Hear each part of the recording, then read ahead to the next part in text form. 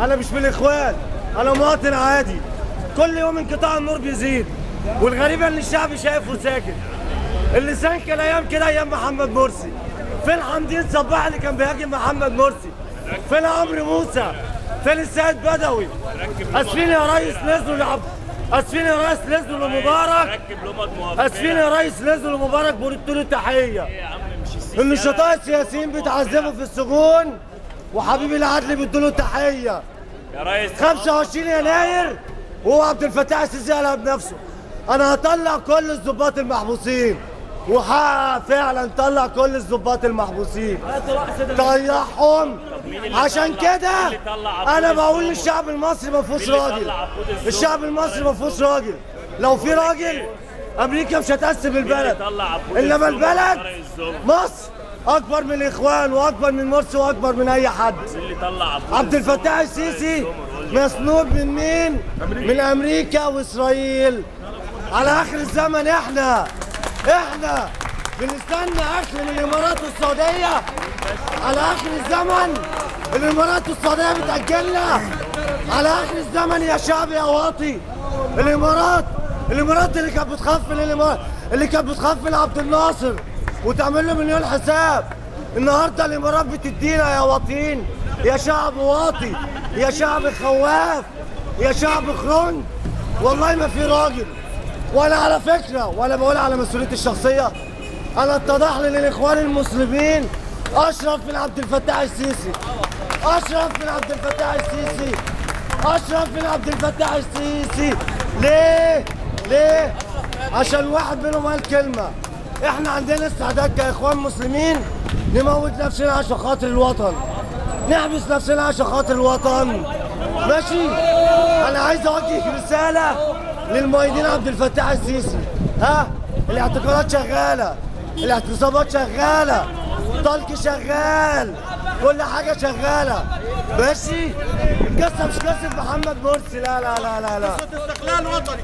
القصه مش محمد مرسي، القصه ان باراك اوباما حاول يسيطر على محمد مرسي ومحمد مرسي رفض.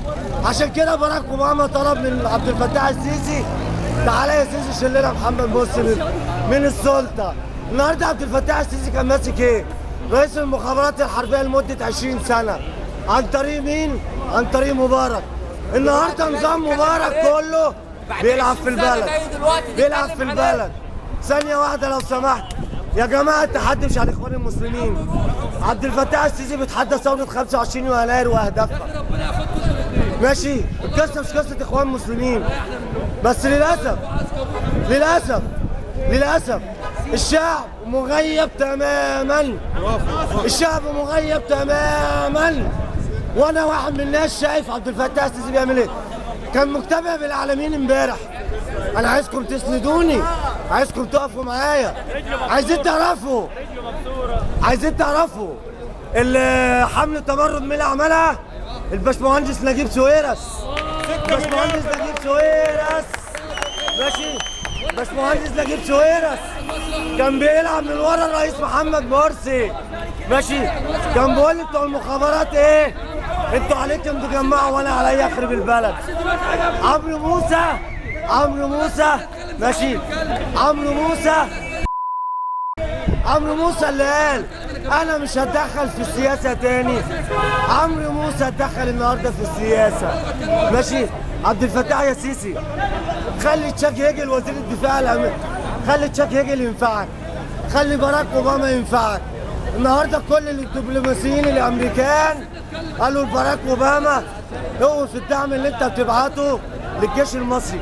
انا مش بتهم كل الجيش المصري، انا بتهم القيادات الفاسده.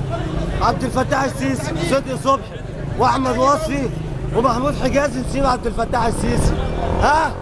انا عايز اقول لعبد الفتاح السيسي واعوانه فوق. عايز اقول للشعب كله فوق. البلد النهارده في حاله زي الزفت. البلد في حاله زي الزفت. شكرا. برافو عليك والله، برافو.